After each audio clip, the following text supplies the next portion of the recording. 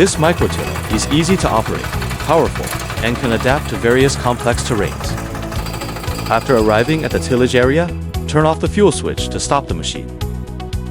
Then lower the support legs and prepare to replace the tillage wheel.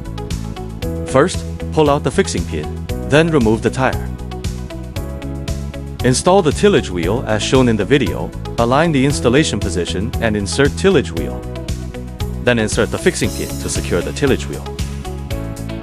Install the tillage wheel on the other side using the same method. Insert the resistance rod to the required depth, then adjust the handle to the most comfortable position. Rotate the lever counterclockwise to adjust the handle position. After adjusting to a suitable position, tighten it clockwise to secure. Turn the fuel switch to the on position.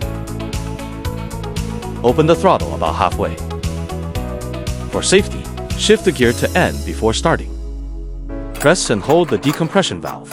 Then pull the starter cord slowly several times to prime the fuel system. Press the decompression valve again, pull the starter rope to the starting point, then pull it with full force. These two steps can prevent kickback from a full pull. Then retract the support leg.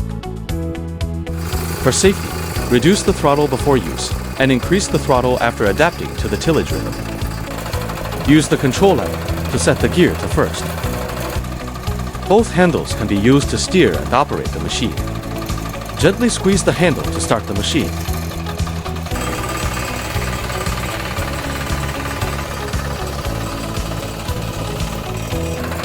Use the control lever to set the gear to second.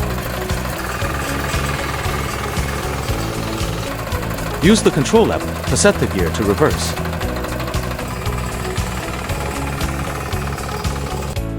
Then select the appropriate gear as needed to begin tilling. After tilling, turn off the fuel valve to stop the engine.